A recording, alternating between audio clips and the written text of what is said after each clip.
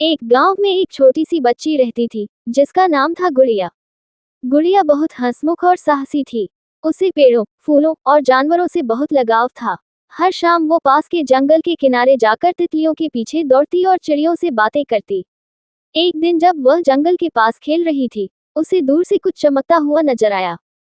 वह धीरे धीरे उस चमकती चीज की ओर बढ़ी।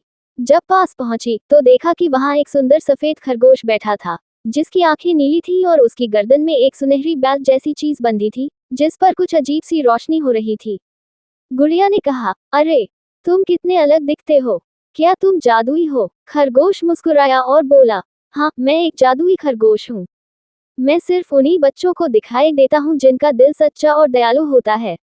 गुड़िया चौंक गई। ये खरगोश बोल रहा था। खरगोश बोला, मेरे साथ चलो, मैं तुम्हें एक खास जगह दिखाऊंगा।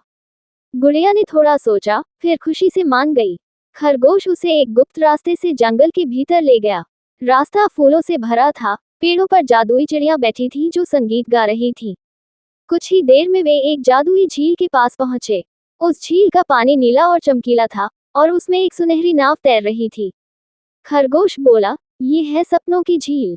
यहाँ हर बच्चा एक इच्छा मांग सकता है, लेकिन उसकी इच्छा सिर्फ तभी पूरी होती है जब वह दूसरों के लिए कुछ अच्छा मांगे। गुड़िया ने आंखें बंद की और कहा, मैं चाहती हूँ कि मेरे गांव में सभी बच्चों को खेलने के लिए ढेर सारे खिलौने मिले। झील चमक उठी। खरगोश मुस्कुराया और बोला, तुमने बहुत सुंदर इच्छा मांगी है। अब चलो, तुम्हें घर छोड़ दूं। जब गुड़िया वापस घर आई तो देखा कि गांव के सभी बच्चों को नए नए खिलौने मिल गए थे। सब बहुत खुश थे। उस दिन के बाद से गुड़िया रोज जंगल जाती, लेकिन उसे वह जादुई खरगोश फिर कभी नहीं मिला। पर वो जानती थी कि वो कहीं है और सही समय पर फिर लौटेगा। सीख।